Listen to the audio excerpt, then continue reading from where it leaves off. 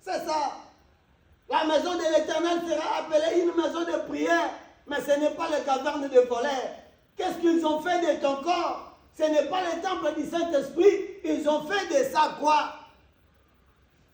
Ton corps est le temple du Saint-Esprit. Que le Saint-Esprit soit manifeste en toi. Que le Saint-Esprit qui habite en toi soit manifeste. Afin que tes yeux qui étaient hier ou fermés, que cela soit ouvert. Que tu vois ce que l'Éternel veut. Que tu puisses marcher selon la volonté de l'Éternel. Que tu sois conduit par l'Esprit de Dieu.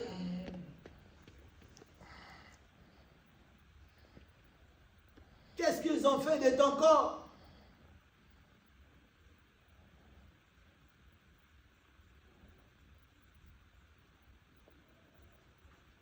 Et on nous dit, vous en faites une caverne de voleurs. 14, il dit, des aveugles et des boiteux s'approchèrent de lui dans les temples et il les guérissait. C'était dans le même temple que Jésus est entré. Et de là, les aveugles, la Bible dit les aveugles et les boiteux s'approchèrent de Jésus et Jésus les guérissait. Pour dire que même les esprits méchants qui étaient logés en toi, l'Éternel les a vus. Et cela sera changé dès ce soir par le nom de Jésus. Dès cette période, par le nom de Jésus. Parce que Jésus est venu afin que nous ayons la vie. Parce que Jésus est venu pour accomplir la parole de l'Éternel.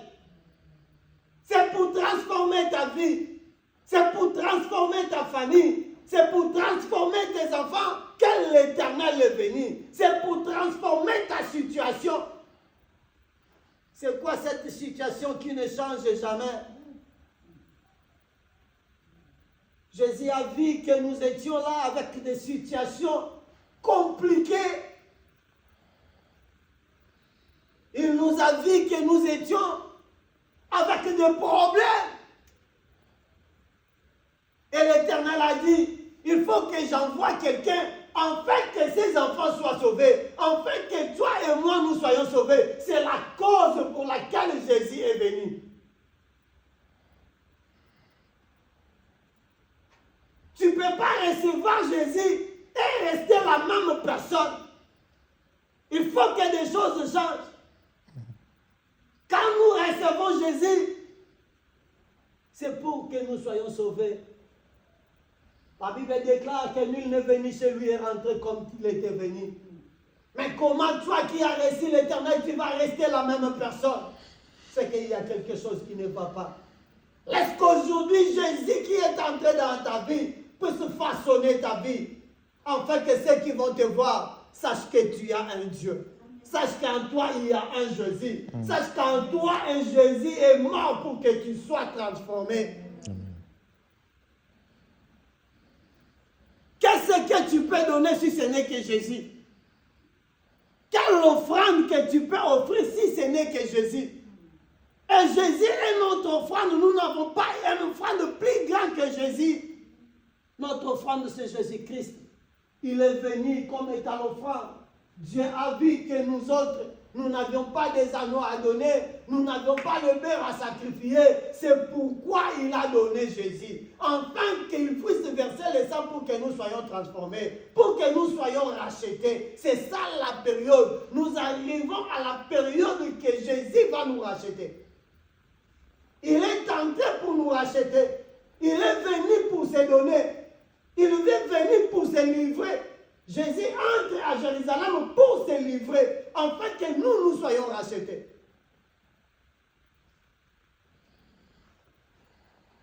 Que cette période, Jésus puisse se donner afin que ta vie soit changée.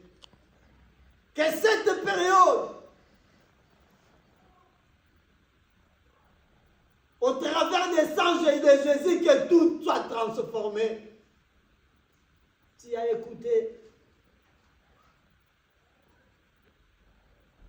Il est venu pour que tu sois sauvé. Il a dit à Marthe, je t'avais dit, si tu crois, Si tu crois, car je suis venu pour te sauver, mais soit toi, si tu crois, tu verras la gloire de l'Éternel. La Bible dit, dans l'évangile selon Jean, toujours dans le chapitre 11, que Jésus est venu quand on lui a dit que son frère, son ami Lazare était mort. Il est venu, Marthe a dit, Seigneur, on l'a déjà enterré, ça fait 4 jours. Et il sent déjà. Il ne savait pas que celui qui lui demandait, c'était Jésus. Il pensait que Jésus était limité. Non.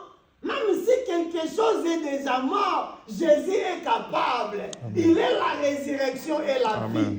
Tout ce qui est mort dans ta vie, tant que tu as Jésus, sache que ça peut ressusciter. Yes. Si Jésus dit, parce que lui, il est le dernier mot, c'est là aura la vie.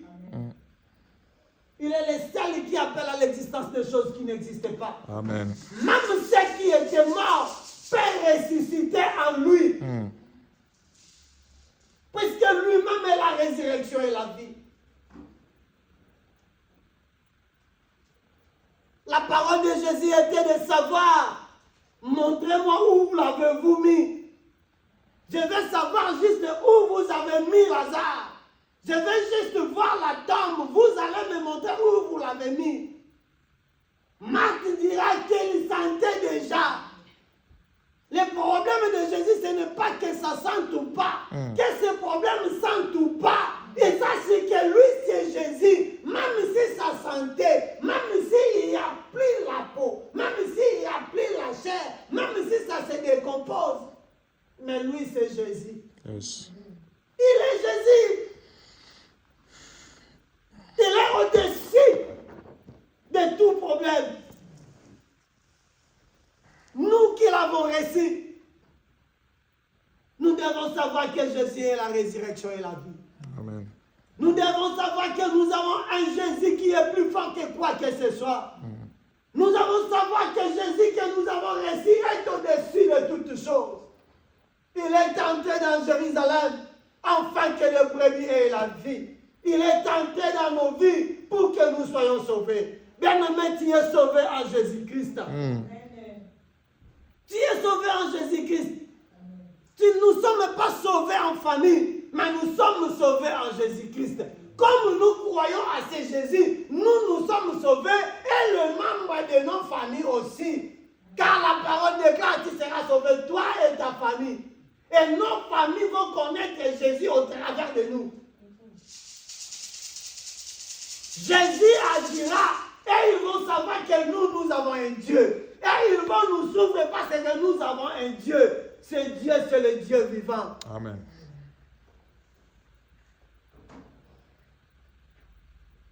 Ne t'inquiète pas.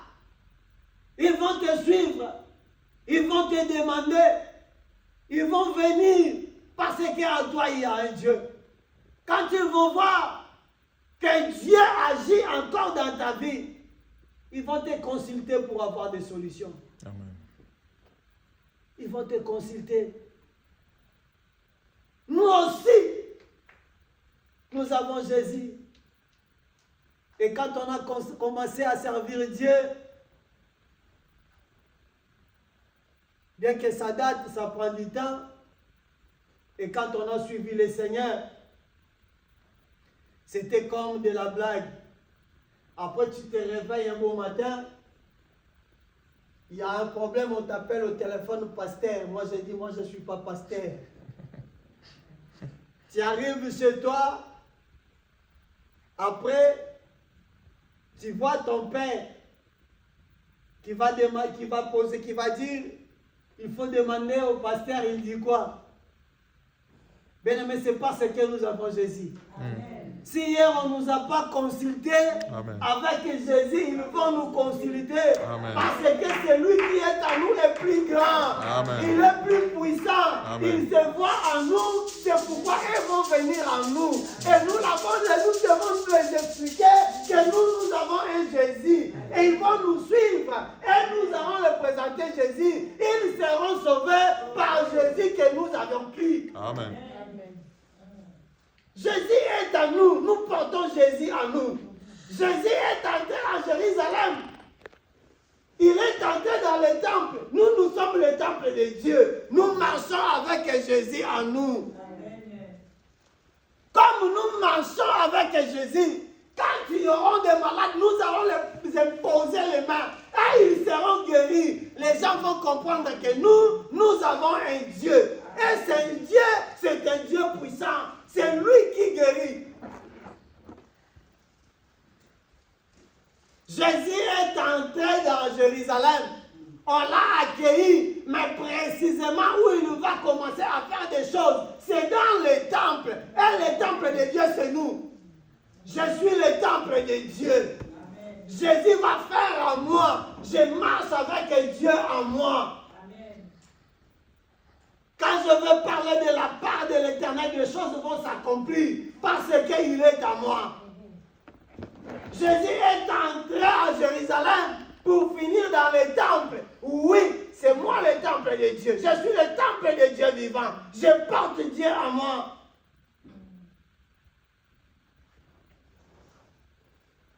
Bien-aimé Jésus, il cherche une personne. Dieu agit au travers d'une personne. David était dans la forêt, mais Dieu l'a cherché. Au travers de David, il est là pour sauver l'Israël. Pour sauver son peuple, il faut que David vienne. Et Dieu va utiliser ce David. C'est comme il est en toi. C'est Dieu va t'utiliser pour sauver des âmes. C'est Dieu qui est en toi va t'utiliser pour sauver les membres de ta famille. Il a utilisé Moïse qui ne savait pas parler. Et Moïse lui-même lui dit, mais comment tu peux m'envoyer chez Pharaon, moi qui ne sais pas parler? L'Éternel lui dit, qui met la parole dans la bouche des gens, ce n'est pas moi l'Éternel.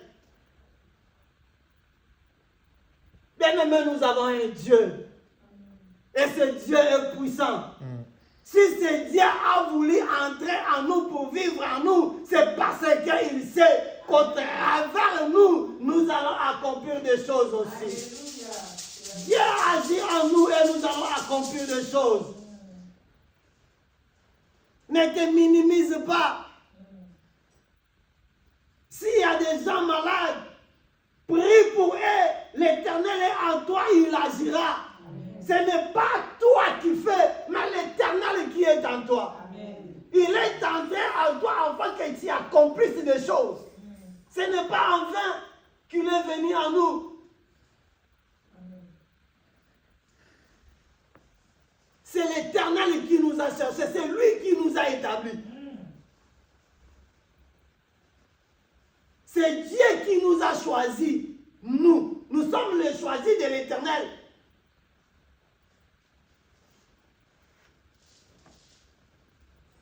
Jérusalem étant une ville, n'était pas parti en Jésus, mais c'est Jésus qui est allé en Jérusalem. Amen. Le temple étant fixe, n'était pas parti en Jésus, mais c'est Jésus qui est allé dans le temple pour accomplir des choses. Comme Dieu t'a choisi comme étant temple, il le fera avec toi. Il accomplira des choses avec toi. Yes. Il agira avec toi. Et c'est pourquoi, quand tu veux parler, il faut avoir des réserves. Et tant que quelqu'un qui porte Dieu, tu peux prononcer une parole qui a des effets. Faites attention. Nous portons Dieu en nous. Même pour les enfants, il faut faire attention de ne pas maudire les gens. Tu vas risquer de maudire tes enfants. Tu vas risquer de prononcer une parole qui va ramener des malheurs à tes enfants. Nous avons un Dieu en nous. C'était même dans la descente de Jérusalem que Jésus va maudire les figuiers. C'était pendant qu'ils allaient dans le temple. Il a sorti une parole et en retour les figuiers étaient séchés. Nous portons en nous Jésus. Quand nous prononçons des paroles, sachant que nos paroles ont des effets. Quand nous prions pour les gens, sachant que ce n'est pas de nous qu'il s'agit, c'est de Dieu. Nous prions par Dieu. C'est parce que Dieu est en nous. C'est pourquoi nous prions pour les gens. Ce n'est pas de nous-mêmes. C'est parce que Dieu nous a choisis comme état ses saints temples. C'est pourquoi nous prions pour les malades. Et Dieu qui est en nous agit.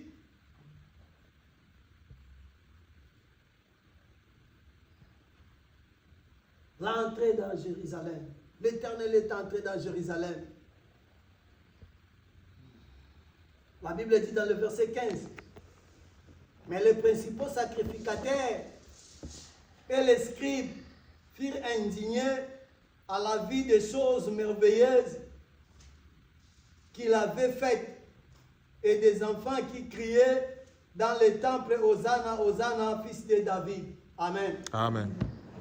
Les principaux sacrificateurs n'étaient pas d'accord pour que Jésus puisse accomplir ce qu'il accomplissait. Sache que ce que l'Éternel a fait dans ta vie, tout le monde ne sera pas d'accord avec.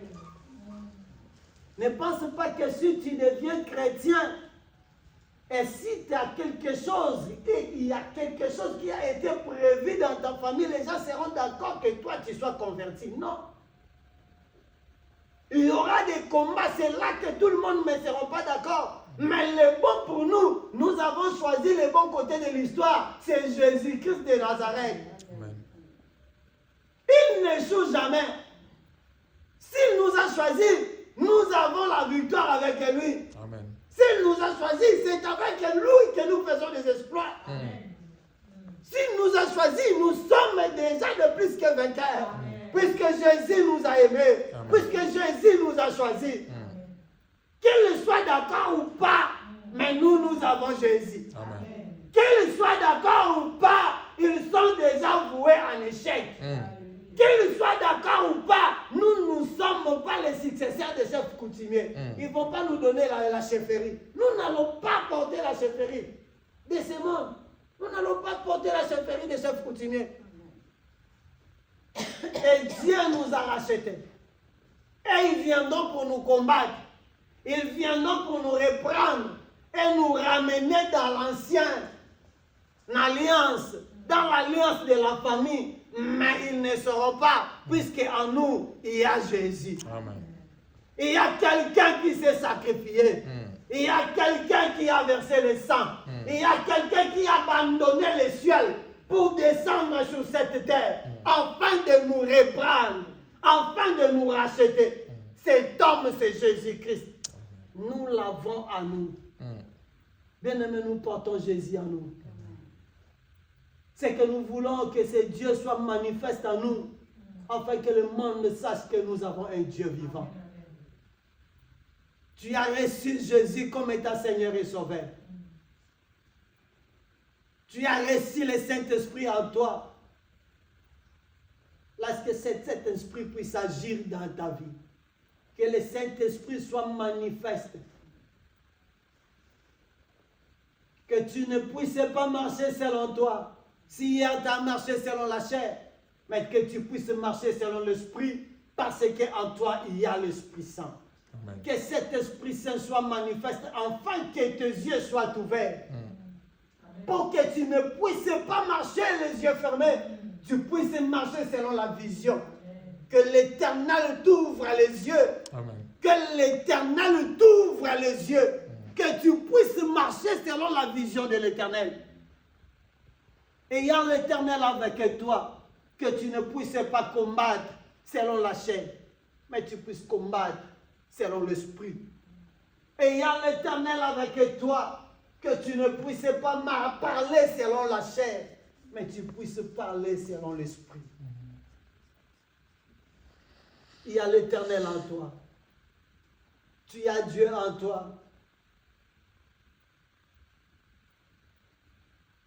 La Bible dit, après avoir autrefois à plusieurs reprises et de plusieurs manières parlé à nos parents par le prophète, Dieu dans ces derniers temps nous a parlé par le Fils.